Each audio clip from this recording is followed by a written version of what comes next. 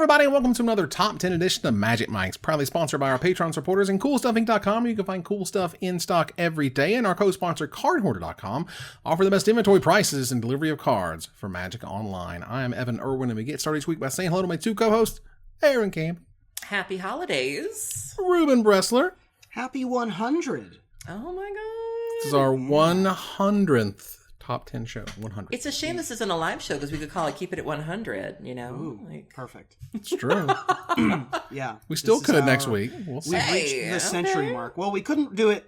Wait, could we do it next week? I mean, we could do call it week. that. We can't do it this week. We have so many puns. We could do have no Century show. Totem, C-E-T-U-R-Y. Nice. Yeah. so many things, so many So puns. yeah, we have now 1,000 entries apiece in top tens. Goodness. So that's quite a few lists that we've gone through. Thank you And for sticking with us. I see the feedback that we get a lot of feedback for people that are like, do a top 10 top 10s. And it's like, I wouldn't even know where to begin. Well, we have 100 of them now. So. We do, and so this will probably be a very watched episode is my take on this one, because it is a really interesting, fascinating question. It's our 100th episode. Should be very interesting. I agonized over this one. Like I knew what cards I wanted to be there, but I couldn't figure out what in what slot they should go. And based on how it turned out, I clearly made the wrong choices. I guess we'll see, because we also begin with our choice of the top comment from last week in the segment we call Honorable Mention, where Ruben will tell us who was the most eloquent, letting us know what card we did not choose as one of our top 2019 cards. Ruben? Right, and this week's this week's comment came from Seto Kaiba on the YouTube, who writes, "Okay, well, this card wasn't on the list. I'm not sure it wasn't on Aaron's list. I think that's probably... I'm not sure why it wasn't on Aaron's list, but this card is super busted. We talking about a new commander, and not even the face cards. We're talking about Carrick, Son of Yawgmoth, for 4 generic and 3 Phyrexian black mana. So basically for 6 life and 4 generic, you get a legendary human minion 2/2 with lifelink. Oh yeah, by the way, you can get any black mana symbol, and you can pay 2 life for it. What mana costs? Oh yeah, when you cast a black spell, it gives it +1/+1. But that's not all, folks. You can also pay the 2 life on abilities if they have a black mana symbol as well. How dare Aaron not put Carrick, Son of Yawgmoth, on her list? For shame for being a black mage. I still heart you, though. I love you too. Yeah, Carrick is a sweet card. You know, it was in my Commander pre-con. I was at the Commander party in Vegas when the set kind of debuted. And so I have a copy of Carrick laying around. Commander's Quarters made a video about it. So it's on my list of things to build. I just have this weird issue where I can't build Commander decks of the same color identity. So I already have She-Ray. She-Ray's doing the mono black thing. And so I'll probably put Carrick in something. But it is a very good card. I absolutely should have put it in there. And I do feel a bit of shame. So sorry. It's a hell of a card, ultimately. Yeah. It just came out in Commander 2019. This is also one of those things where, you know, is it... How you kind of see what a card of the year happens to be, but the idea of it brought back Phyrexian mana. It's like the Son of Yawgmoth, which is an incredible title. Everything is suddenly Phyrexian mana for black. That's freaking awesome. This card is super duper cool. Yeah, it's very, very cool. It didn't really break the format like it thought it would. Like, I remember when the card was previewed, people were freaking out. And they were like, this cannot happen. This is terrible for a commander. And it's fine. It's like $9. It's okay. Yeah. It's not a big deal. But either way, thanks so much to Seto Kaiba? Yeah. I'll let you wallow in that one. Thank you. I appreciate that. Well, thanks so much for interacting with the show and being a part of it. You can get a hold of Erin on social media before she blocks you on all of them. I see Seto in the comments. Seto is always lovely. Well, there you go. All right. So Erin's getting close to blocking me after my recent comments on Twitter. So Think of the downloads though, like Magic Mike's Feud. We'll have to get like the YouTube all caps and everything. The live show is the only time when she'll talk to me. Wow. Well, That's not true. Thanks to CoolStuffInc.com. You gotta let the people believe, Aaron. Oh, that's right. That's right. You're awful. She can't stand me. Yeah. The worst, guys. You just see it backstage. It's crazy. Thanks so much to Cool Stuff for sponsoring that giveaway. And again, thanks to Sato or Sato or Sito or however you say that, so I can just wallow in that some more. I'm just wallowing. It's a 4-letter name. Congratulations to this week's winner. There we go. Is how you could do it. This week's winner. Thank you so much, winner of the chicken dinner. But it's time for a big list. This was so difficult to put together. This was hours of just like looking and thinking and going back and being really surprised over what some things didn't show up until 2010. And I don't know exactly what's on your all's list, but there were some cards, a lot of sort of, you know, the bread and butter type cards that I didn't really put on my list because I felt like my list, and you guys can obviously frame your list how you want. My list was like the 10 cards that would define 2010 through 2019. If I could say this is the 10 cards you should know about from this decade, these are the 10 cards I chose in that way. So I normally go for multi-format dominance. You know, I'm the player that plays a lot of Legacy, a lot of Vintage. You know, I want cards that have a lot of reach. And so I have some cards on my list that certainly cover that, but I also wanted cards that made a huge impact, whether it be on the color pie, whether it be on the color identity, whether it be on a format itself, where you were able to see the ripple effect that a card had, whether or not it made an impact on a play style, like if it changed control or if it changed, you know, prison or aggro or whatever. You know, I really wanted, you know, impact is really what I was ultimately looking for. And it was just so difficult. And there are a lot of good cards out there that I'm sure we did not pick. And I hope the comments deliver for us. And I was sort of somewhere in between. This one was too wide open for me to have my stringent, it has to do this, it has to do this, it has to do this. I started from a place of, what was the card of the year from this year? What was the card of the year from this year? But then I was like, one of these years was not good. So I actually just cut one of the years from my overall list. But I have a good smattering from the last decade, and I'm pretty happy with where I ended up. Should be super fun. So let's get started here somehow. Of 10 years worth of cards, and we could choose any of them we want. Thousands and thousands of cards, and even if you think of just like the short list of like hundreds of cards, of all of those cards, one of us shares with me my number 10. Me and Ruben chose the same. And Aaron. Are you serious? We all have the same number 10. That's insane. Amazing. Oh my god. Incredible. And I know how we got here, but it's still pretty incredible. For me, there's too much recency sort of bias. I think that's the thing for me to put it any higher.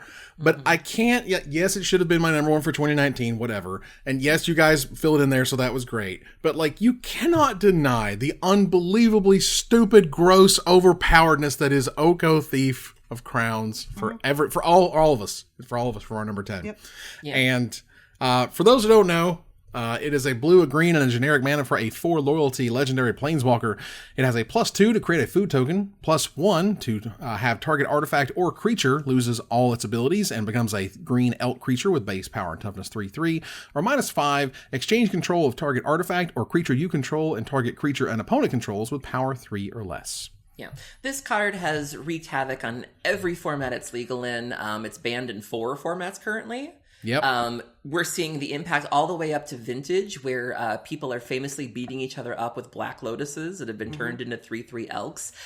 We've seen some of the greatest creatures to come out of Magic, like Merit Lage and Emrakul, be reduced to 3/3 elks. I mean, the card is just warped formats to such a degree. You know, it has turned already powerful strategies like the Urza decks in Modern and given them even more of a boost. In Legacy even, people are now playing this in Legacy Miracles, what used to be blue-white Miracles and had been blue-white Miracles for years and years in Legacy, is now banned Miracles because if you can make things a 3/3 and then you sweep them up with Terminus, I mean, that's just good, clean living. Or if you can, you know, play a Terminus and not care because your win condition can sort of get around that, that's just novel. And so I don't think we've seen the last of Oco, but it's only been less than 6 months. And so who knows? We've seen a lot of powerful cards over the last 10 years that felt powerful in a vacuum that we don't really talk about anymore. Some of them are on our list. And so we may not be talking about Oco in the next year or two. I hope we're not. But for now, it's pretty out there. You couldn't sneak out of the decade without going like, well, they broke it and they... You had, and the best part, it wasn't like it. It took a while for Jace the Mind Sculptor when it was printed back in World Wake, because there was Jund and there was Cascade, and it took a minute. It really did. No. Oko was like what, week 1, maybe week 2, winning literally every format. Yep. It was insane. And you mean even when you break things, there's usually a blast radius to it where it's like, okay, broken in standard, broken in modern. It might stay in its little bubble. Monastery Mentor is a really good example of that. Busted in vintage, but it's crickets in other formats. This is a card that is not defined by those boundaries. Every single format is feeling the pinch of this card. God, it's unbelievable just how crazy powerful this card is. Jeez. All right, and that's amazing. Again, out of the thousands of cards, we could have put this guy on any of the numbers. I had a feeling I would be wrong about this one, and I wasn't, which is weird. Goodness gracious. Well, that was an awesome way to start this list. Yeah. All right. Well, I don't have a number 9. It's higher on somebody else's list. Me neither. I also don't have a number 9. It's higher on somebody else's list. Well, so we did all the same on number 10. And we're doing all the same on number 9. This is going to be fun. Okay. So for my number 8, I got one. Ruben, you got a number 8? I have a number 8. What's your number 8? Okay, so now we're getting into cards that not only were standard powerhouses, not only were indelible parts of the history of the game, but also impacted the rest of Magic as it moved forward. And for me, the ability to... there was a long period of time where Black had basically no recourse against a resolved Planeswalker. Black was the worst color against Planeswalkers until they finally killed the Sacred Cow that said, all right, Black can destroy Planeswalkers. And the first mono-black card to be able to do that was Hero's Downfall. Hero's Downfall is my number 8. It's a colorless, a black, and a black for a rare from Theros. Destroy target creature or Planeswalker, and it's an instant. When this came out in September of 2013, it immediately shifted the paradigm and inspired cards like Ruinous Path. I think it was Liliana's Downfall is another one that does this. There are Never to Return, and of course right now we have Murderous Rider, which is a Hero's Downfall equivalent. Also Never in Return or Never to Return. Well, you also just have the Elder Spell. Yeah, and the Elder Spell, which is of course the biggest destroy Planeswalker thing that exists. Hero's Downfall was also a powerhouse in Standard. It's just an indelible part of Magic history. Yeah, it's just one of those spells that, I mean, and then Wizards essentially does this now sort of on a block-by-block basis where they say, okay, here you go. Here is the best removal spell in the format. Sometimes it's a Ravenous Chupacabra. Most times it's not. Most times it's, what's the hybrid, like also kills a Planeswalker, also kills a creature, and we get Murderous Rider these days because now creatures are split spells. But, back in the day, we were very happy with Hero's Downfall of, we can finally target a Planeswalker and kill it. Finally. And now we know the cost, which was another thing they established, which was that 3 mana mark right there. Aaron, what's your number 8? My number 8 is one of 4 hires that I have on my list. Wow. A lot of hires, I see. I know. Goodness gracious. Well, look, my number 8 is... We're dealing in, my list, a lot of icons. These are the big things. These are the big moments. These are huge cards. These are really important sort of milestones. And in fact, this one, when this card first came out, I was like, oh my God, we are going down the power creep hole so fast. Like, we're never going to get out of this, like, crazy one-upping ourselves with these giant monster creatures. In fact, at this point, if you would have just attended the pre-release, they'd given you $28 in value. And this card, when I read it, I was like, oh my God. When I read it and I sort of understood it, and the artwork was fantastic. And it just defined, like, we're back on Mirrodin because Wormcoil Engine is coming to get you. Wormcoil Engine is amazing. Wormcoil Engine is a 6 cost, 6 generic mana for a 6/6 mythic artifact worm that has Death Touch and Lifelink, and when it dies, you put a 3/3 colorless worm artifact creature token with Death Touch into play, and a 3/3 colorless worm artifact creature with Lifelink into play. So it splits in half. So it's gaining you 6 life. It destroyed whatever was blocking it, and then it's going to gain you some more life and destroy whatever was coming at you on the back end. So just the pure value of this card is absolutely amazing, and they gave it away as a promo just for showing up at the pre-release. I know. This card is the brainchild of one Alexis Jansen, trans mafia member. She loves to bring up the fact that she's to blame for this card, and it's just obnoxious. When you think about, I think of this in terms of Tron, where you run 3 or 4 of these, you run it out there, and it requires a very specific sort of answer, and the card just takes over games where it's like I've conceded, where it's like I can't. It's like I can't grind out this card, and it's just dumb. It's just a monstrous, awesome creature that was great way back when it was first printed, and great now. There was a deck for about 2 weeks that was a mono blue Grand Architect deck, and the entire goal of the deck was to play a Wormcoil engine, and then you had 8 clones, and all you wanted to do was make as many Wormcoil engines as you could possibly make. The card is absurd. The card is ridiculous in a vacuum by itself, and also in the context of Tron and other big mana decks. Even to this day, sometimes you will see Wormcoil in main decks, not just in sideboards. One of my favorite memories involving Wormcoil Engine was I was playing Legacy Dredge one time, and I was facing there was a streamer from Europe, Three Promises. He had a very clever name, and he was playing Eldrazi, which normally runs 4 ley lines, I was playing Reanimator, that's what it was, and so he slams Leyline of the Void against me. I unmask, discarding his Wormcoil Engine. I paid 1 for Reanimate. Stole, or was it Animate Dead? One of them. Yep. But basically beat him to death with his own Wormcoil Engine. Yep.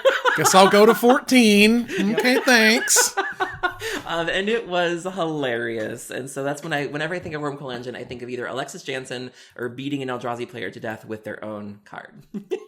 This was, I thought, again, this was like the beginning of a new era of creatures are going to be over the top ridiculous. But no, this was just over the top ridiculous for its time and stayed there until now, which is incredible.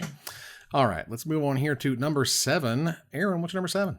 I do have one. So my number 7 was my first taste of a broken card and seeing firsthand its impact on a format. So I came back to the game around Innistrad Dark Ascension, and it had been pretty tame, at least in Standard, up until this card came out. And this card really had an impact on the older format. So I had just started playing Modern when this card became a thing. And I was going to GP Omaha with some friends, and I'll never forget, practicing for this event, having a specific metagame that I was prepared to see.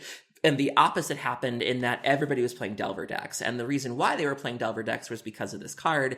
And when you look at it, just looking back on it, you look at this innocuous looking common and you're like, how did this happen? How did nobody see how terrifying this card could be? The idea of Ancestral Recall effectively being reprinted is just unreasonable. My number 7 is Treasure Cruise. So Treasure Cruise is 7 colorless and a blue. It is some Khans of Tarkir. It's a sorcery and a common with Delve. Each card you exile from your graveyard while casting the spell pays for 1 colorless, and you just draw 3 cards. So you play the true sign, one of the signs to me of a broken card is when you don't even have to try. And so if you were playing any sort of blue-red Delver strategy in Modern, you just got there. Like you could just bolt or forked bolt or just, sleight of hand or thought scour and you were there. Like you didn't even have to try. You could Snapcaster this back. The dumb things you could do with this card in older formats. It was very quickly banned in Legacy. It was restricted in Vintage. But when you look at this card, and I seem to remember the community even calling it out first of like, guys, there might be a problem here. And then, well, a few things. First of all, it's interesting that if your format has fetch lands, it's busted. That's where Legacy and Vintage come into play. They had to restrict it there. In Pioneer, it's fine, no fetch lands, and in Standard, it was fine because even though that Standard had fetch lands. Mm-hmm. Yes, and it turned out again. It was still fine because you didn't have the cheap 1-mana cantrips. Yeah, right. You didn't have the thought scours. You also didn't have Phyrexian mana, so where you could literally be like probe. Scour. dumb, but yeah, had an fetch, immediate scour, impact yeah. on multiple formats. And I mean, I just had never seen a format warp before my very eyes before. Like, I remember being at the event and doing poorly with my friends and being like, we didn't plan on facing Delver all weekend. Right. And that's what we faced all weekend long. Yeah, Treasure Cruise, it's such a weird design that it's good in the new formats, and it's just completely busted in all the old ones. It's rare you see a card like that. And the thing about it is that every time Wizards lets you have the broken toy. They don't give it to you for a very long time, but they want you to, But they're have like, it for a second. yeah, they're like, is this busted? Are you sure? Show me. And sometimes it's not, but man, when it is, whew, oh, gross. And we'll be talking about more of those mistakes later. Ruben, what's your number 7? My number 7 is from a set that is much maligned, Oath of the Gatewatch. But it is, one of the Eldrazi from Oath of the Gatewatch, which took over multiple formats and to this day are extremely big parts of multiple older formats. And one of the main reasons why is because of Thought-Knot Seer. It is probably the most indelible part of that set. It is the most powerful of the specifically colorless cards, which have the Wingding mana, and I don't think that will end anytime soon. Thought-Knot Seer is 3 generic and 1 colorless mana for a total of 4 mana for a creature Eldrazi. It is a 4/4. When Thought-Knot Seer enters the battlefield, target opponent reveals their hand, you choose a non-land card from it and exile that card. When Thought-Knot Seer leaves the battlefield, target opponent draws a card. So, this, of course, led to Eldrazi Winter. This, along with Reality Smasher and the fast mana, things like Eldrazi Temple and Eye of Ugin, among other things, led to a completely broken Standard and Modern at the time. It is a 4/4 for 4 that still sees play in Legacy and Vintage. Eldrazi is still one of the more indelible creature types and one of the more indelible archetypes that's available to be played, and I don't think it's going to go away anytime soon. No, and it really takes care of the issues that the Eldrazi deck would normally have. At its heart, it is still an aggressive deck, and you sometimes can lose to board wipes, you can lose to combo decks. It's just a duress sometimes, or it's a Thoughtseize, So if you're able to get it out quickly, you take the board wipe, you take the combo piece that they're looking for. One of the problems with going with just a raw discard plan is you don't have pressure and disruption. This is both. This is not only am I duressing you or Thoughtseizing you, but I'm giving you a 4/4 body that you now have to deal with. So in addition to having to scrape up your plan that I've now disrupted, you now need to survive. And so that's a really dangerous thing on a 4/4 body like that. The fact that they don't get that exact card back is really important, because sometimes you have that Tide Hollow Sculler thing where it's like, well, I'll just get that exact card back. You can kill it. You'll probably just draw a land, and I'm fine with that. And so the card is just brilliant and terrifying. And, there's a reason why it sees play even in Vintage. And so, with all the ways that you can cheat it out and make it go by fast and what it does, it's very, very, very potent. It's the beauty of the efficiency. The efficiency of a 4-mana 4/4. It's going to take their best card, and 40% of the time, you just gave them a land if they are to kill your 4/4 to start with. Right. So you get the perfect information. You get the best thing they could be doing. You have a nice threat left on the board that's taking 25% of their life, or 20% of their life every single whack. Like it adds up really quickly to a super powerhouse card, and was just part of what that deck needed. Was it needed disruption.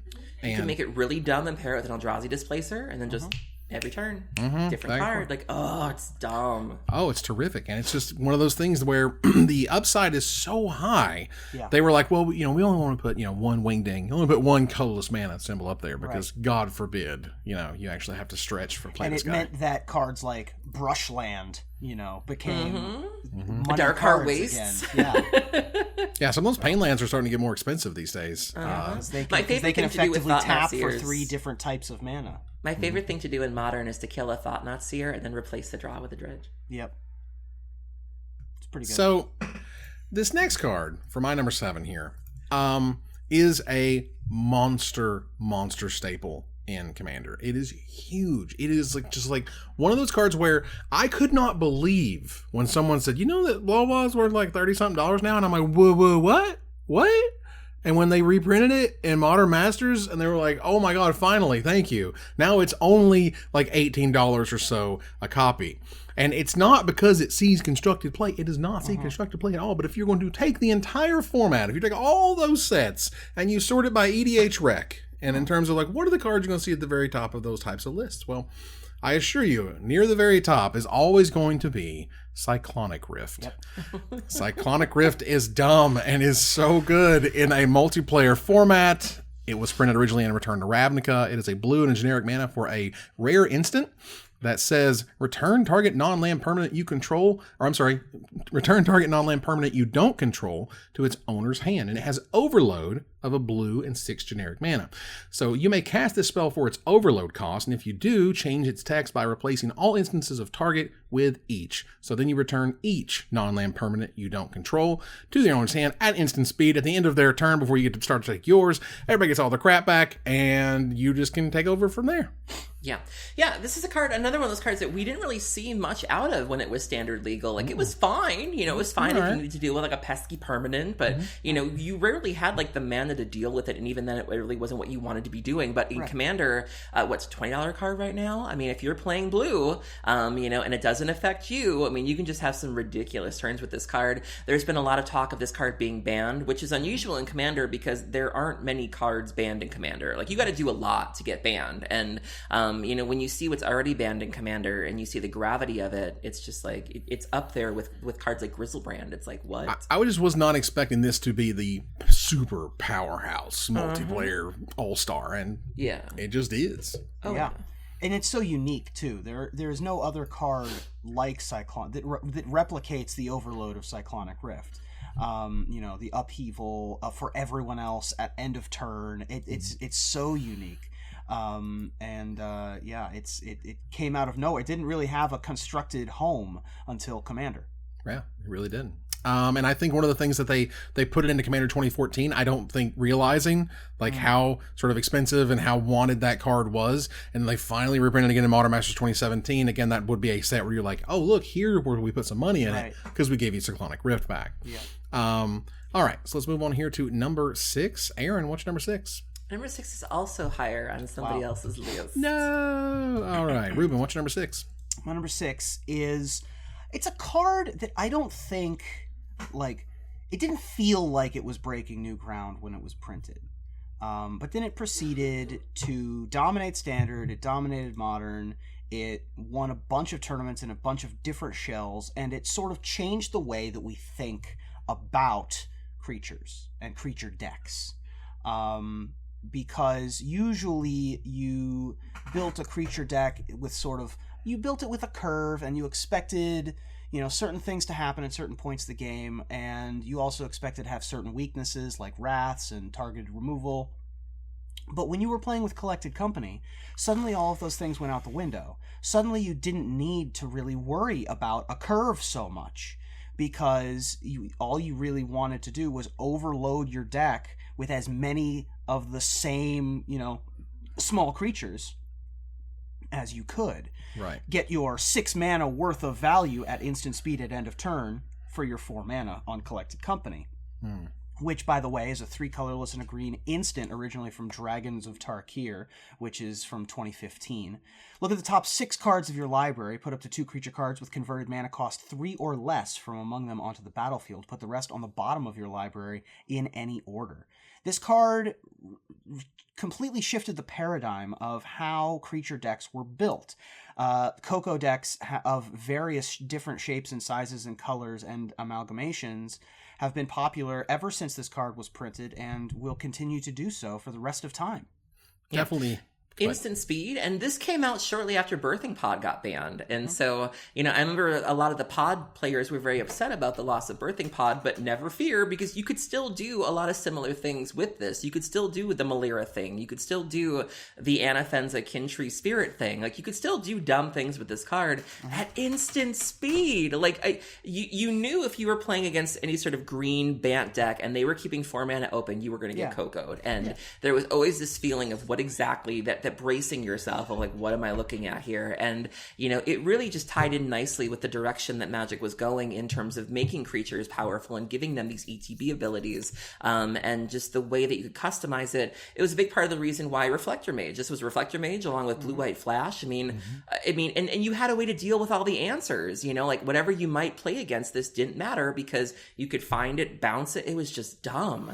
Yeah, this was definitely on my short list. Collected Company, and I think if you actually go back and look at the complete set review I did with Brad Nelson at the time, when you know we talked about this card, and I was just like, 6 cards is so much. 6 cards is it's a lot. It's more than 10% of your deck at that point because you've had to play enough mana to be able to play the card to start with, and then each one subsequently will see that much more. And the idea of having the sort of the value of the 4 mana into 6 mana worth of creatures, which is great. The ability that you know the creatures are only getting better. Just like, you know, Birthing Pod, right? The creature's only getting better. So as they keep pushing those mana costs down for the bigger and bigger effects, Coco just keeps getting better. Yeah. Exactly. I mean, and it's very rare that there's even, this caused you to put like 30 creatures that cost 3 or less, but that's not that big a change anymore. I mean, what's the most recent creature that dominated a format at 4 mana? Right, it's always ones, twos, and threes. I mean, Questing Beast is very good. It's certainly not dominating. Right. And so it's tough. Like maybe Siege Rhino. Sure, Siege Rhino.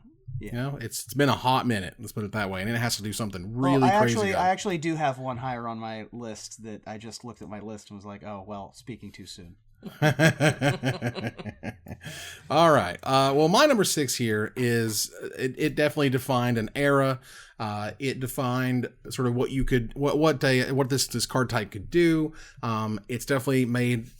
Basically, it's in any format it's legal in. It's always a part of the conversation. It made it, I think, all the way back to the vintage decks, or at very least the legacy decks. I've seen this card in, and it was one of those things that was the super like wonderful nostalgia that you could just like bask in for Dominaria. Dominaria was just like, if you're an old school Magic player, we've got it. We're going to make this thing happen, and what we're going to do is we're going to take this character that you love. And we're going to give him a kick-ass Planeswalker version because Teferi, Hero of Dominaria, was amazing. Yeah.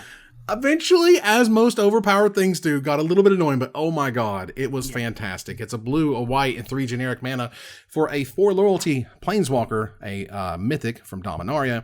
It has +1 draw a card. At the beginning of the next end step, untap 2 lands. -3, put target non-land permanent into its owner's library, 3rd from the top. -8, you get an emblem with, quote, whenever you draw a card, exile target permanent an opponent controls. Why? Yeah, this is a card that, did not stay confined to standard. I mean, people were playing it in modern. It's funny because right around the time that this card started picking up steam, Jace the Mind Sculptor got unbanned. And people were really worried about that. They were like, oh no, Jace is getting unbanned. But nobody noticed because everybody was playing with Teferi. Like, seriously, Jace ended up being fine for modern because this was just better. It was seen play in Legacy. Again, the Miracles decks, Blue-White Miracles, Blue-White Teferi. It was a natural fit. Even Vintage. This card won Vintage challenges. Being able to cheat this out with Moxen and just being a really difficult card to deal with. Being able to untap and time walk. Or being able to untap and recall. The dumb things you could do with this in the older formats, and was one of the top cards that people said they would not miss during the last standard rotation. People were very excited to get rid of this card until they realized they'd still have baby Teferi to deal with. Right. And also, rumor has it that Teferi is going to be the star of the next something. There's going to be another Teferi. They just really want Teferi to be good. This was our card of the year for the Magic Mikesies for 2018. And well-deserved. This card dominated formats, multiple formats, won Pro Tours, and was the hero that Dominaria needed. The beauty of this card is that it is secretly a 3-mana Planeswalker. Yeah, It doesn't look like it, but it is totally a 3-mana Planeswalker, and that's why he's amazing.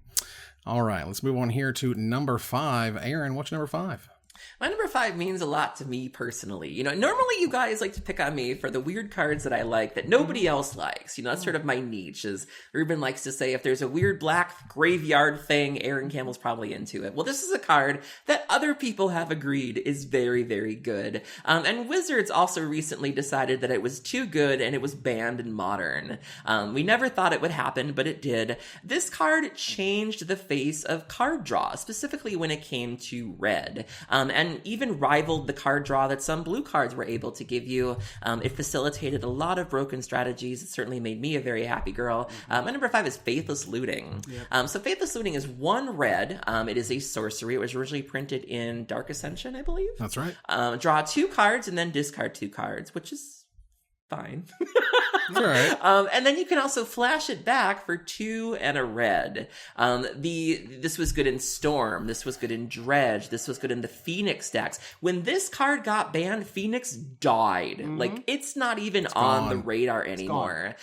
In Legacy, you can play it with Reanimator decks. You can play it with Dredge. I mean, you're not doing anything fair with this Goryo's Vengeance you can do that with. But I mean, just you look at it and just how this managed to sneak by. It pairs up really well with Lion's Eye Diamonds. You can crack it for exactly 3 red and do your thing. The fact that you can use it again once it's been in the graveyard is just pure value. And I remember just sort of seeing the discussions on Twitter between like Aaron Forsyth and Kelly Diggs kind of talking about like, oh, it was supposed to do blah. And they were like, well, we just didn't think it was going to be a big deal. And then, I mean, just I remember how loud the clamor got for this card right around when Hogak started getting good, because you just aren't doing anything fair with this card. And I love it. It's just so busted. It's so efficient at what it does. For just 1 mana, you get started with filtering through 2 cards, and then obviously you want to put things in your graveyard because that always helps. You get to flash it back for a super, pushed, very strong cost. I didn't really expect them to finally pull the trigger on it. I felt like, either. Well, it's good. It's card filtering. You'll get over it. But like, the it's discussion was that this was the brainstorm of the format, and so we always thought that it was just safe.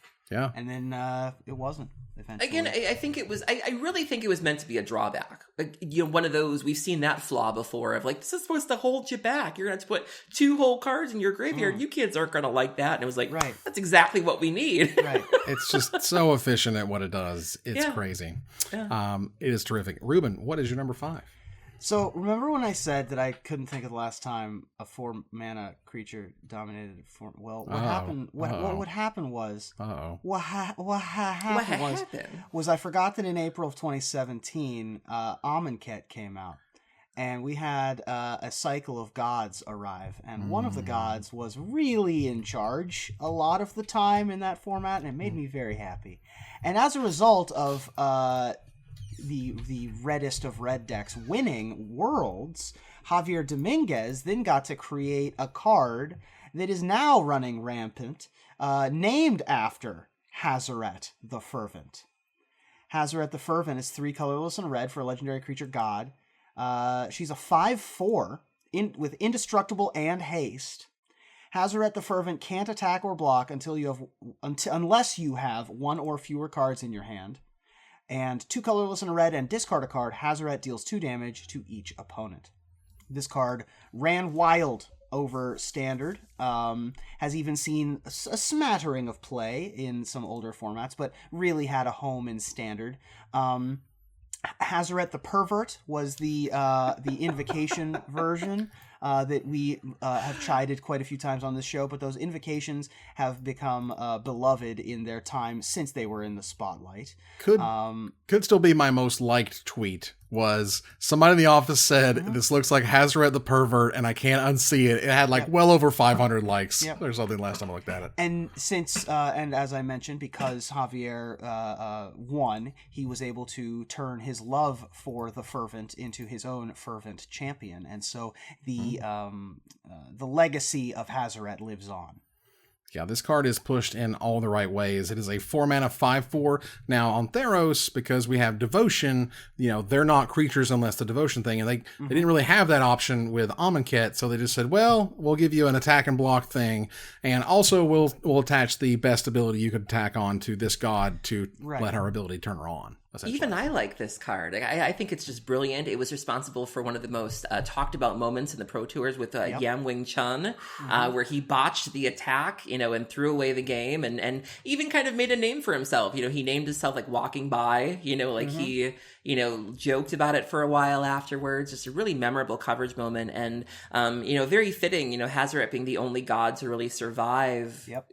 Well, survive as her old self, not resurrected in some weird thing in War of the Spark, but Hazoret being the survivor of that story, the only god who really kind of came to her senses and did the right thing, and she became the breakout star of the format, and just a really neat card. Yeah, super sweet. All right, let's move on here. My number 5 is higher on someone else's list. We'll get to it shortly.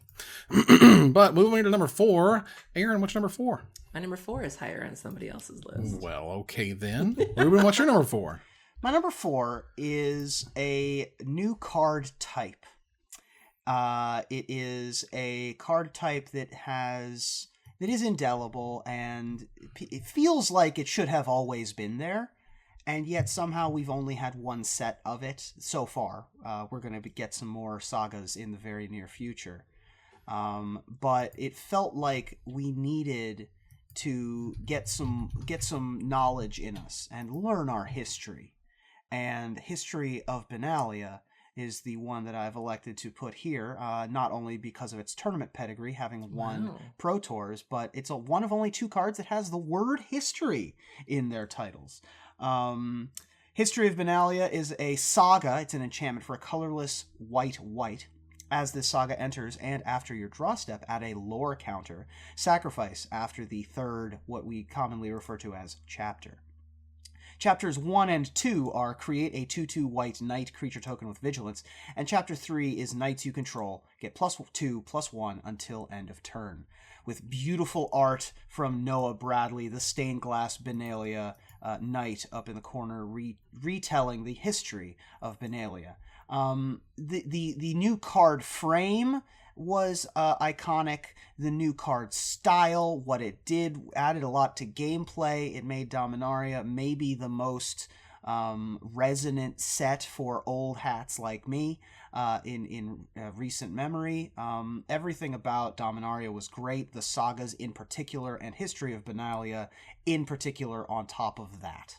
Plus, it made white good for about 15 minutes. I mean, first of all, for the Trivial Pursuit players out there, Reki, the History of Kamigawa, is the other card that has history in the name.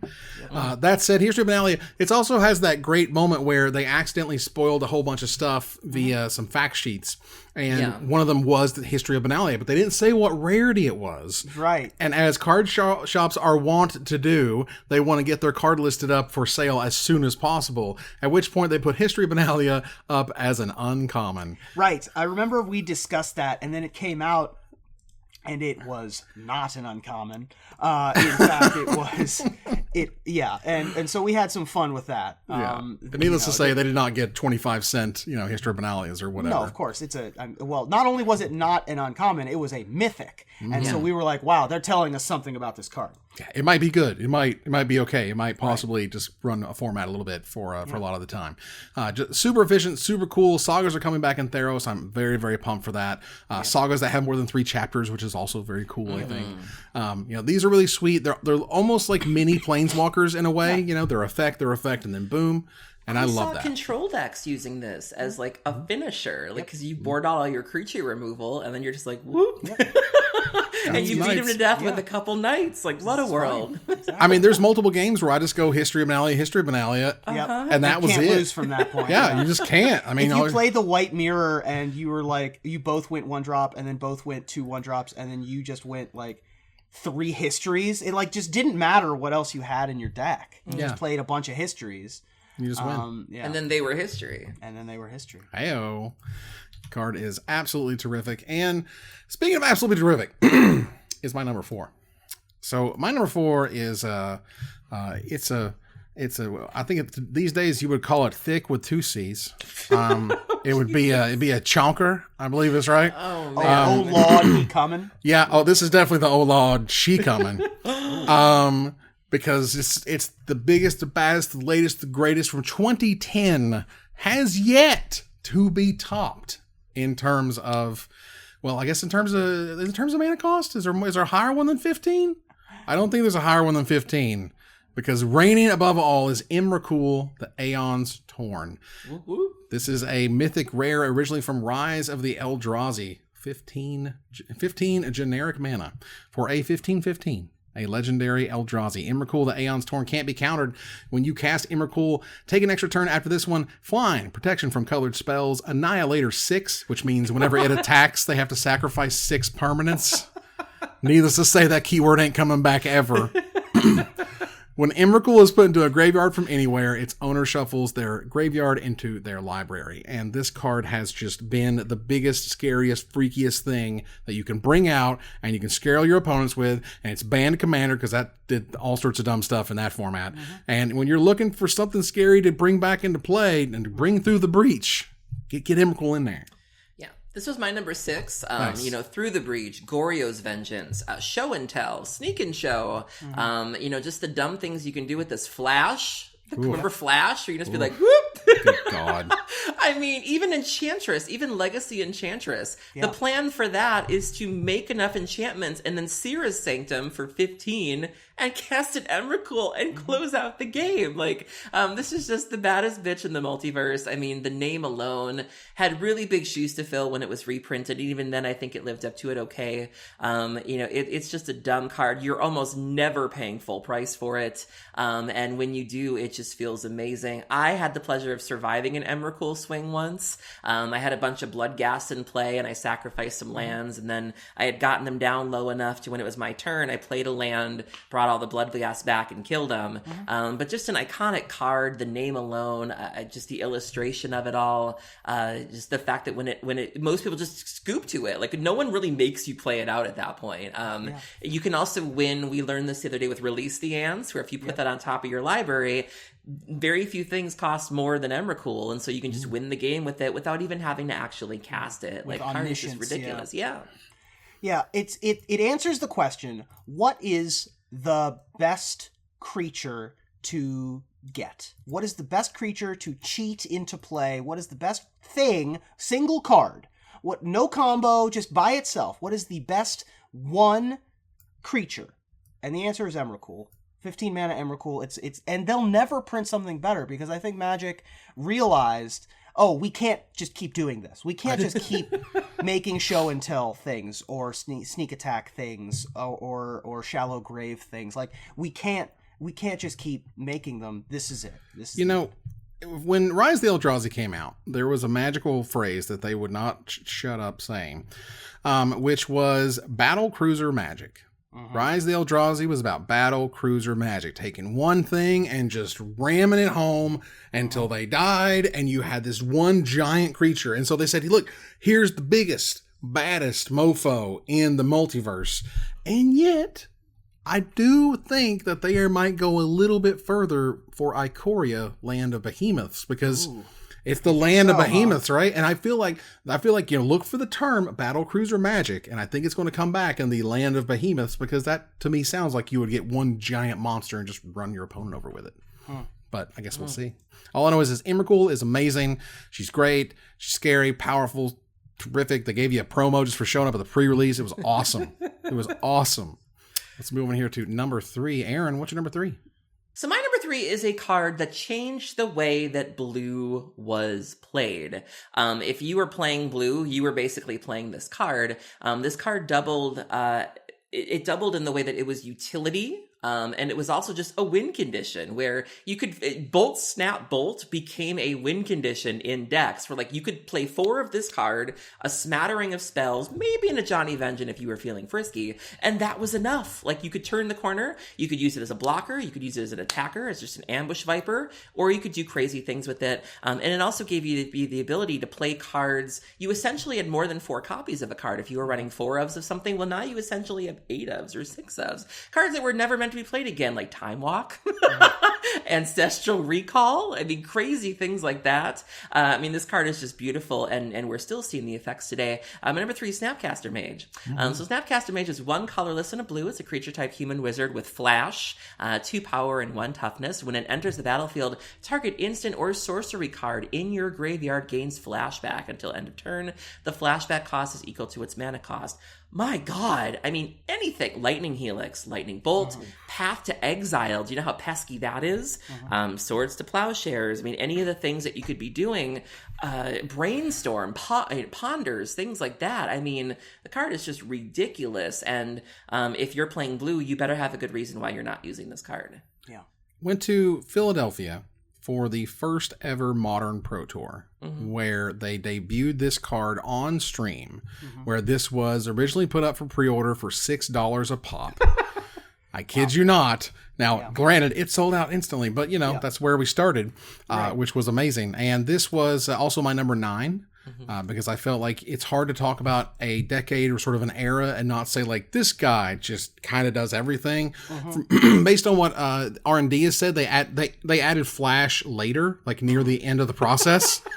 Great. Because this thing wouldn't have been absolutely insane if it didn't have Flash. Like, no. I mean, it would still be very good. It'd still be super good, crazy good. Do you know what they're doing with it now? So in Vintage, the hotness is paradoxical outcome. Oh, good. And so they're running exactly 1. Perfect. Oh my Because God. you just bounce it with your paradoxical outcome. So you go PO, you target Snapcaster, a bunch of Moxen, return them all to your hand, and then you replay it again, Snapcaster. It's so stupid. That is gross. That is gross. Snapcaster it's so versatile. It's so powerful. It's good early. It's good late. Sometimes it's just a 2/1 that killed something that was attacking you. Or sometimes it's rebind time Or rocks. I've seen people even just use it as an ambush viper. Be like, you know what, I'll target whatever, but I need to close out this game. Exactly. And you just do it. Yeah. All right. So, Ruben, what's your number 3? One of the best things about Snapcaster Mage is that you can target things that you only have maybe 1 or 2 of in your sideboard. Really specific corner case cards. And my number 3 is probably the most popular sideboard card printed in the last 10 years.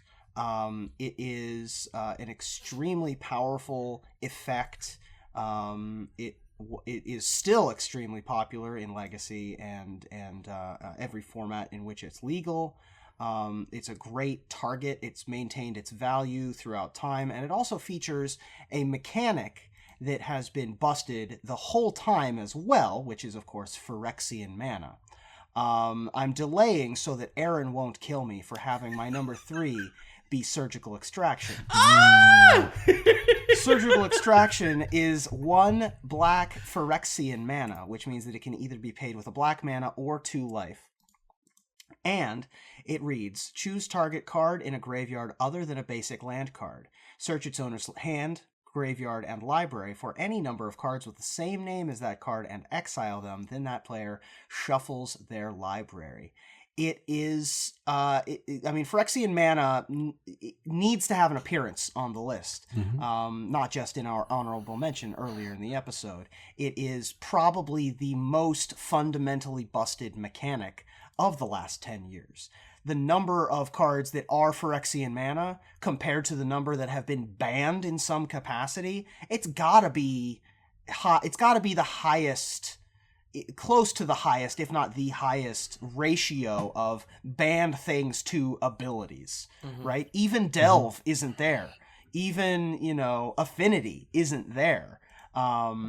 Although artifact lands throw that off a little bit. But 10 years. In the last 10 years, nothing's been more busted, really, than Phyrexian mana. And Surgical Extraction didn't need, necessarily, to have Phyrexian mana in order to be played. But it did. And it is now super played everywhere and continues to be popular. I disagree. I think it was the Phyrexian mana that pushed it over the top. Because we'd seen things like this before. We had Extirpate. We had, cranial extraction type effects are not necessarily new to the game. But the fact that you can do it at instant speed, the fact that you don't have to be bound to a color identity, you don't have to actually splash for black like you do with Extirpate. You can just pay 2 life with it. The fact that you can Snapcaster it and do the snap and lose 2 life thing. This card is just obnoxious. Everybody's running it. Nobody knows why. It's a problematic card. I'll never forget when LSV had to write an article that was basically like, can you guys stop bringing this in for every single matchup? Yeah. I remember when Hogak first started taking off, I was throwing a little bit of shade at the surgical players because I was like, run more surgicals, because that tends to be the answer for a lot of things is, I'll just surgical it, it's fine. And then when people realized that surgical wasn't enough, they had to actually start using real hate for it. But, you know, surgical is a very polarizing card for me. I think it gets used more as a sledgehammer when it's meant to be a scalpel. I think it's a card that a lot of people use incorrectly, quite honestly. But it's still been upwards of $60, $70 in some metagames, and I guess. Yeah, it's cooled back down to like sort of only $20 or so these days, but it would get up there depending on, you know, if a deck like Phoenix becomes good, every single color, you know, no matter what you're playing, you want this type of card to get rid of that type of card, essentially. This was definitely on my short list. Surgical Extraction also has that unbelievable image from Steve Belden, which I believe won awards. Am I right on that? I think so. I think it won some awards. Some of the Spectrum stuff. Yeah, because it was absolutely fantastic. And also one of those cards that we were just begging Wizards to reprint. Please, dear God, this card is everywhere. They finally put it back in Modern Masters 2015, and that's in the middle of the decade. And then we had a bunch of graveyard shenanigans thereafter that drove this card sky high. The power of Phyrexian mana cannot be understated. It is broken. And broken in the fact that it just kind of makes things not mean stuff. You know what I mean? Like paying 2 mana for this. Nothing means anything anymore. Right, paying 2 life for this effect, it's not black anymore. It's just a magic card that does a thing for a life payment. Like, what? That's really odd because, well, if you're going to have Surgical Extraction, which is absolutely incredible card, we can bookend this, okay? We can bookend our number 3s perfectly. Which is where I probably thought you were going with this, Ruben. Because I, too, chose a Phyrexian mana card, and this card is broken. Now, it's not just broken. Like, it's seriously format warping, disgusting. People were playing this in everything. People were just sitting around having battles of paying 2 life and mental misstepping everything all the time. Mental Misstep is my number 3. It is a blue Phyrexian mana, which again can be played with blue mana or 2 life. It is a uncommon instant. It is banned in Modern and Legacy because it says counter target in Vintage. And restricted in Vintage because it counters target spell with converted mana cost 1. I can't. When this thing was previewed, there was a weird time when this was legal in Legacy where it was awful. Every time Brainstorm gets countered as a regular occurrence in Legacy, things get a little wonky, right? When Counterbalance Top is able to prevent the Brainstorm fetch land stuff from its normal course, which is what the entire format's built on, then Counterbalance and Top couldn't be a thing anymore. Right? They got rid of that. Mental Misstep was similar in that way, where you just didn't really care what it took, what you countered, as long as you got your value out of it. And Mental Misstep, in Legacy in particular, you'd have these crazy battles on turn 1. They're just like, you know, Mongoose, misstep. And it's like, all right, well, this game's over because I'm at 3 cards and you have a 1/1 with 5 cards in your graveyard already. This card is not okay in any way, shape, or form. I think that once it started showing up in goblins, right? Just like mono red goblins, Goblin Ringleader, Goblin Matron, Aether Vial. Oh, by the way, Mental Misstep. Yeah, that was I think the breaking point. I didn't have the pleasure of discovering this card until I started playing Vintage, and then I realized just how powerful it was, and I realized just what it was keeping out of the format. I mean, being able to counter a Grafdigger's Cage feels great, but more importantly, the fact that Dredge could play it, the fact that it was sort of ubiquitous across all of these decks, that Goblins could play it. But what really drove it home for me was when I was practicing for the VSL, and there were so many decks that I had wanted to play that I couldn't play because they effectively effectively folded to Mental Misstep. Fast Bond couldn't be a thing. You couldn't play Death Shadow. You couldn't play Elves. You couldn't play Enchantress. It was sort of like the Dies to Doomblade argument. And, once they restricted Mental Misstep just this year, in fact, you did see this influx of new creativity and new decks coming into Vintage, which only proves the point that, it was a really restrictive card. And now you can see all these really cool strategies like Eric's Crab Shack, which could never see play. And people can play Dark Ritual again. And they can play Surgical Extraction again if they want to, or even just Nature's Claim or Chain of Vapor. And I remember looking at it going, oh, what's the big deal? But when you realize just how many powerful cards are out there for 1 mana, the card is huge. It just puts such a stranglehold on it. And you sit there and you go, Wizards, this is the play pattern that you wanted, was people to sit around playing a bunch of free spells, a free spell that counters itself, for God's sake. Like, it was weird. And there was there were people going like, they're not going to ban it. I'm like, what are you talking about? Yeah. It was so obvious that it was going to get banned. And this is another one of those cards very much like Treasure Cruise, where it was fine in Standard. No one really even played it.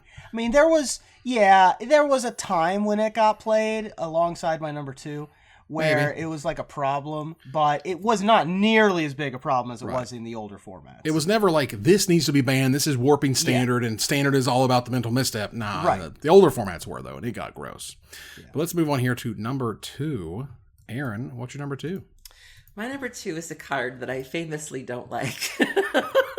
I will never forget the day this card was banned in Legacy. I was on my way to do a test. Because of my new job, I had to pass a licensing exam. And so I was on a bus to Madison, to the testing facility, so I could do this.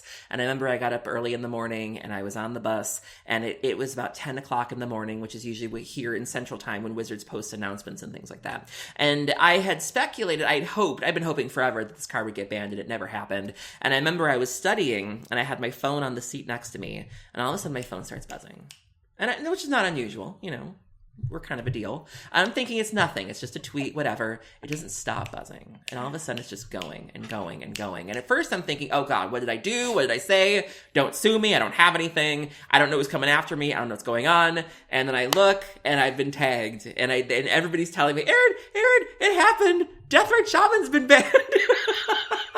And it was one of the happiest days of my life because I also passed my licensing exam that day. So Deathrite Shaman is a hybrid black-green mana, originally printed in Return to Ravnica, creature type elf shaman. Yep. Why? With 1 power and 2 tough. Why does this have 2 toughness? 2 toughness is the why. You can tap it to exile target land card from a graveyard, add 1 mana of any color to your mana pool. Fine.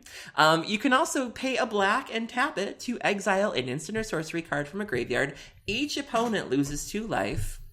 Mm-hmm. Each. Mm-hmm. And finally, you can tap a green, and you can tap a Deathrite Shaman to exile target creature card from a graveyard, and you gain 2 life. Why? Mm-hmm. This card was the quintessential 1 mana planeswalker. The irony of it being Golgari and also being a Golgari deck's worst nightmare is just relevant here. Yeah. This card was a mana dork that was also a win condition. You could win games on the back of Deathrite Shaman. This card changed how mana dorks were played. This card made colors irrelevant. When you saw the sort of check pile decks in Legacy, you could play Leovold and Kolagon's Command and True Name Nemesis and 4 Wasteland, because why the hell not? Because lands don't matter. Mana doesn't matter. Yeah, mana doesn't matter. There were theories that, this card was banned in Modern pretty quickly because Jund was like 50% of the format. It was a little less than that, but yes, it was absurd. You were able to do Liliana and Bloodbraid and this, and it was just obnoxious. And, it's seeing play in Vintage right now. Bug is a tier 1 deck thanks to this card, and it's just like, come on. It does so much. Go ahead. We're almost back to those days of mana doesn't matter in Legacy with Baleful Strix alongside Wrenn and 6. But not quite there yet. Deathrite Shaman it's egregious in a couple of different ways. The extra toughness adds insult to injury, which apparently is there because of the card Electrickery. That they wanted it to survive Electrickery.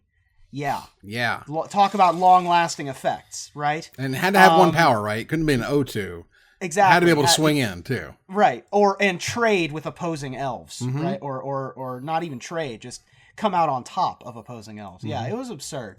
It's just completely just an unacceptable card. And now that it's banned correctly, I think, in the formats in which it's banned, it's never going to come back because, Bloodbraid Elf paid for the sins of Deathrite Shaman for a while there. That's why Bloodbraid Elf was banned for a while this decade. It's true. And it's not like Bloodbraid Elf is doing anything offensive on its own without Deathrite.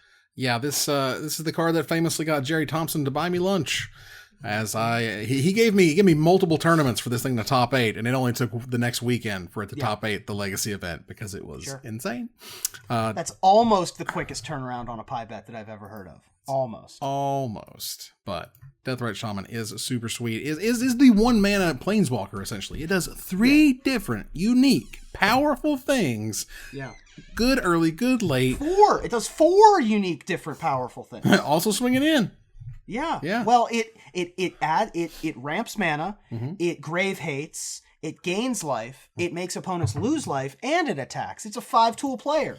It's ridiculous how many different things this card does and does well. Ruben, what's number 2? I have a different 1-drop at my number 2, and it changed the way that people play Magic.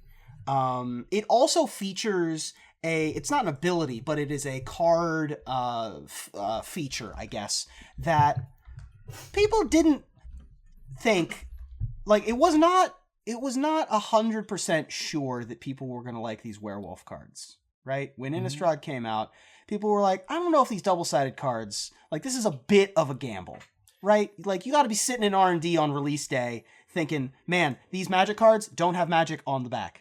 Right? We got these Magic the Gathering cards. They don't say Magic the Gathering on the back.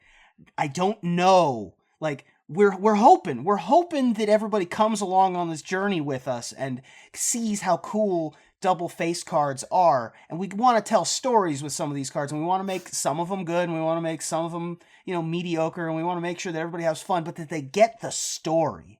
And this one definitely tells a story.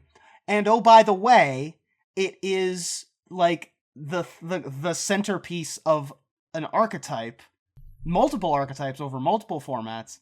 My number 2 is Delver of Secrets. Nice. So Delver of Secrets is 1 blue mana for a human wizard. It's a 1/1. At the beginning of your upkeep, look at the top card of your library. You may reveal that card. If it's an instant or sorcery card, if an instant or sorcery card is revealed in this way, transform Delver of Secrets. And the backside, of course, is Insectile Aberration, which is a 3/2 human insect with flying. At this point, this is the poster child for transform cards. It's the most played one by far at this point. I imagine that you could sell your Innistrad checklist cards on eBay if you really wanted to, because so many people play Delver. Delver archetypes. It's not called Canadian Threshold anymore. It's not called Teamer Tempo or Rug. Rug snug as a bug in a rug. It's not called that anymore. It's Delver. And when you say Delver, you know the style of deck that you're dealing with. And for about 6 months there, you could flip a Delver of Secrets with your Mental Misstep. And that was a thing that you could do. Yes, which is what I was talking about earlier. Yeah. Yes, this is my number 4. Nice. I picked this because of how ubiquitous it is. I mean, you look at the format dominance where Standard, Pauper, Modern, Legacy, Vintage. I mean, there is no format that this card is not legal in that it has not made an impact on. And it also defined tempo. Tempo is one of those things that, we talk about sort of in a kind of a murky way of like, people know what control is, they know what aggro is, but when you say tempo, people are like, it's a little bit harder to define. This is tempo. The idea of playing this 1 mana body, backing it up with wastelands, backing it up with spell pierces, backing it up with stifles, and then just playing this disruptive game where you are always on top. And no card embodies this more than this card. Yeah, it is absolutely terrific. Delver of Secrets, it's a card I made an entire, history program about. You can go find Forgotten Lore, Delver of Secrets. I can show you exactly what happened as the card was sort of revealed. The initial times when they saw it on coverage for the first time was really fun. The fact that Jerry Thompson and I basically just called it like draft trash and moved on, and not like, a multi-format all-star that will help define what tempo means for the rest of time. No, it's fine. We're like, you might want to see play if you play like 7 instants in limited next, which is crazy to think about. But even if it's a shoot at first, it didn't take long for Delver to be unreal in every format. It was crazy. That said, my number 2 was also a all-star. Was an all-star to the point where and I've told this story before, where Wizards came to me and they said, look, there are certain styles of play. There is a tempo style that we literally just spoke about, and there's this other style that was driven by this card that is a card where it is so powerful, and it is so crazy good, and it is an instant of all things. And you play it, and then you're able to play multiple copies of it, and they have lost the game, and they didn't even know it. Sphinx's Revelation is a card that you can play, and you play it again, and the game is over. Whether or not your opponent is aware of it, the game is 100% over. It is a 2 blue, 1 white, an X, instant, a mythic from Return to Ravnica. Very simple. You gain X life and draw X cards. They gave us half the life and half the cards on a creature, and it's the best thing we could be playing in Standard, and we've been playing the hell out of it. You can also Expansion Explosion for additional mana. It's still amazing. Yeah. Yes, this was my number 9, and this was also my number 9. Oh, wow! So the reason why this made my list is because you got to see the ripple effects of this card in terms of Standard. Wizards was terrified of this card, and Blue suffered for it for a really long time. Look at the card draw that we got after this. We got like Ugin's Insight, Jace's Ingenuity. They did not want to give Blue card draw. We didn't start getting good card draw again until maybe Search of Azcanta. We had Treasure Cruise, we had Dig Through Time, but like you said, in Standard, it was pretty fair. Right. You weren't really doing too much with it, but for a while there, it was rough to be a blue mage. Like, the control decks were not good, and it was because of this card, because Wizards was so terrified of how far they had pushed things that they really had to kind of peek their little meerkat heads out of the hole and go, is it safe? Because they weren't going to go near it for a long time. And I still feel like, to some degree, we're still kind of paying for those sins. And if you have the ability to inspire fear in a format like that, you've got to make a top 10 list. There was a time when they said, look, there's Sphinx's decks, Sphinx's Revelation decks, and there's a sort of tempo decks, blue-white tempo, blue-white control. Which do you think players would prefer? And I'm like, always tempo, because at least you know when you're losing. Because so many times I'd see people like stick around for those 4 extra turns while they just got completely demolished 8 ways to Sunday. And there was no way they could win those games. And I'm like, you didn't recognize that when they revved and then revved, you're done. I'm sorry. That sucks. It was just a hell of a card in that way. That said, we move on here to our number 1 card. Aaron, what's your number 1?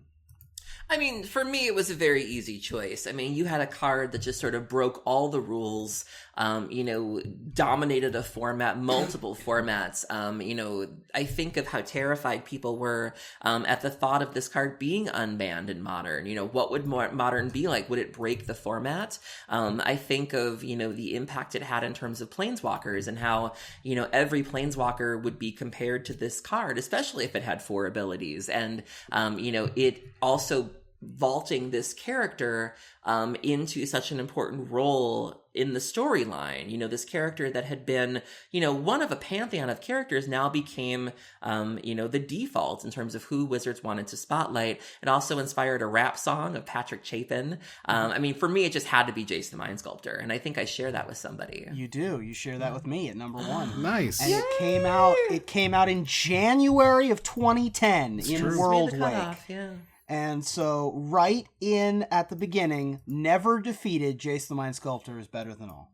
There was a conversation with Patrick Chapin, and he's like, it's Mind's Desire. And he said, it might be better than Mine's Desire. And I was like, no, Chapin, what are you talking about? Come on, for real. Like, tell me, how good is it? He's like, it's going to be the best thing. As soon as the Bloodbraid stuff goes away, it's going to be the best thing, not even close. And sure enough, it was the best thing. Not even close. This was my number 5. I definitely wanted to have Jace in the top 5 of the decade because it's hard to talk about him. And at least the first half of the decade was more or less all about Jace all the time. Became such a poster child for the game. At one point, Wizards told us at Star City Games when we were trying to get the Jace the Mind Sculptor artwork for something or an event or something. They're like, we kind of want to cool it on Jace the Mind Sculptor a little bit. And now you can email them and be like, hey, can we get that Oco for a playmat? And now it's fine. You can have it in Modern and no one cares. Exactly. It's whatever. Well, funnily enough, it turns out my number 1 is not on Ruben's list, but it is Aaron's number 8 due to the power of elimination. No, my number 8 was Mental Misstep. Oh, okay. Oh, I didn't get that one. Fair enough. Yeah. Very nice. Well, then that means my number 1 is on neither of y'all's lists. What could it be? This is really fun. This is really fun for me. And this was the card. I mean, this was the pick that I just agonized over. Obviously, I wanted. What was my number 1? What was it supposed Leviathan, to be? Isn't it's it? Absolutely Leviathan. How'd you know? It's crazy. It was printed in 2010. This is a card that has ran formats. This is a card that has unbelievable amounts of impact. This is a card that I unbelievably underestimated. This is a card that I cannot freaking believe that they reprinted. This is a card to this day that you cannot play in Commander because it turns out that one of the greatest things you can do in Magic, and one of the best cards that ever show up out of this last decade, my number 1 card that will never not surprise the hell out of me. Primeval Titan is my number 1 card of the decade. This card is absolutely stupid in what it does. And not only that, it's really difficult to properly explain how powerful just getting 2 lands is. Just get 2 lands. That's all you gotta do. 6 mana, 6/6. It's 2 green, 4 generic mana for a mythic creature giant. It is. I know. It's a 6 mana, 6/6 trampler, and when it enters the battlefield or attacks, you may search your battlefield for up to 2 land cards, put them onto the battlefield tapped, then shuffle your library. That's what it does. Of the decade. Primeval Titan has been a monster in multiple formats. It has ran the metagames. It kicked button standard. It kicked so much butt in Commander they had to ban it because just getting 2 lands is just unbelievably powerful. Golos is rocking every format it's legal in because it's Primeval Titan Jr. And this one's the real deal. They've built entire archetypes around it. This card was nuts. I cannot believe they reprinted it in M12. They should be ashamed of themselves for that. That was the worst thing they did, was reprint the Titans. I think one of the worst mistakes of the last decade was reprinting the Titans in M12. It was an absolute disaster because Primeval Titan was a freaking force and it did not stop being amazing, and it's still amazing. It's still being played week in and week out in modern events all over the world. Primeval Titan's not going away. And that's why I like it for my number 1. This was close to my top 10. Mm-hmm. This was probably in my top 15, right alongside like Teferi Hero Dominaria. Mm-hmm. There were a couple other ones that y'all named that I was like, yeah, this is close. In my head, I had thought that this one didn't qualify because I thought that this premiered in Magic 2010, which is a set from 2009. Correct, but it did but not. I had it backwards. Yeah, I was off by a year. Well, so yeah, this one. I mean, I totally get it. And I went back and checked. You know what I mean? I was like, oh, wait, was that actually printed? I'm like, yep, just snuck right in there in 2010. Sure. Oh, my God. It never stops. Aaron, this card is fantastic. You can't deny the power of this card. I'm not saying it's a bad card. I just don't know if it's like a card of a decade. Like, maybe not. Wow. It's just, it kills I'm me. stunned. Right. It kills me that it's weird to someone to say, hey, here's Magic the Gathering. Okay, here's what you do. Right. Big planeswalkers, giant creatures, blah, blah, blah. But these land cards, you see, this is the most powerful thing you can be doing, is to go get more of these cards. Not the big monsters and the planeswalkers and the creatures. I certainly appreciate the puzzle behind it. You know, one of the things about, Amulet Titan that's so interesting is the fact that you do play this diverse suite of lands, that you can play Call Me Garden, and you can play the Slayer's Stronghold, and you can play, it gave Amulet of Vigor, who was playing Amulet of Vigor before this card came out, And so the fact that it gave all of these cards, Radiant Fountain or whatever, the fact that you do get to play this sort of sub game of what lands do I want, and Amulet of Vigor is famously a very difficult deck to pilot, and so it's not for everybody, but it is kind of beautiful to watch it come together. And there are just some people in the world that want nothing more than to just cast a Primeval Titan. And you compare it with Valakut to where your Farseeks are now Lightning Bolts. I've lost to that before. And so it's a good card, but wow. I just think, and it's also pretty fitting for me that my favorite card of the decade was a big green fatty. Green fatty. It's a giant green fatty. It's super good. It does great stuff. And it's you are valid. I'm on board. Very nice. Very nice. Well, look, that was our top 10 cards of the decade. You will see them on screen right now for your review. Take a look at my list, Aaron's list, Ruben's top 10, and we want to hear from you about what card we did not talk about. And we'll select our favorite to win a $50 gift certificate to CoolStuffInc.com. But before we go, I want to thank my co-host. Thank you, Aaron. Thank you for having me, and here's to another 10 years, Magic. Thank you, Ruben. Thanks, and I'll see you next decade. That's right. The next 100 episodes begins after this one. Move here to our final slide. I want to thank our sponsor, CoolStuffInc.com, our co-sponsor, CardHoarder.com, my co-hosts, Aaron Camel and Ruben Bressler. You guys for watching and listening, and hope you support us at Patreon.com/MagicMikes. Follow, like, tweet, favorite, share, subscribe, do everything social that tells people we exist. Catch us online at Twitch.tv at MagicMikes, on Twitter at MagicMikesCast, our Magic Mike subreddit, and like the Magic Mikes page on Facebook. Talk to us privately at MagicMikesPodcast@gmail.com. Follow the audio-only podcast at MagicMikesPodcast.libsyn.com, or find us on iTunes and Spotify. Or join us here next week, same time, same place, for another episode of Magic Mikes. Good night, everybody.